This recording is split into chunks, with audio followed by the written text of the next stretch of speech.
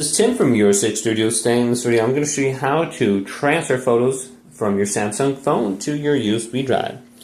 So depending on your drive that you have, you might need an adapter like this, USB to USB-C, plug this in. Otherwise, if your drive does have a USB-C in, mine does, I can just plug this in directly.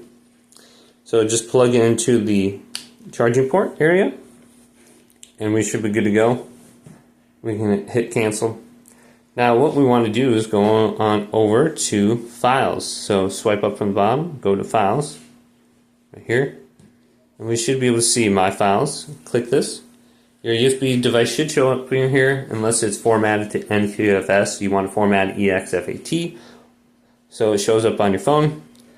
Now we want to go to our photos or videos. Let's go to an image. We can select all the images. So if we just select one, we can go to all on here. So I'm going to go to this one. Then we go to copy or move. Go to USB storage. Find a location for it to copy. You can create a folder by going to the plus icon. But we can just go to copy here. Now that photo is going to transfer from my SD card over there. And we should be able to see it just on here. I'm not sure which one I copied over, but we can just check it out.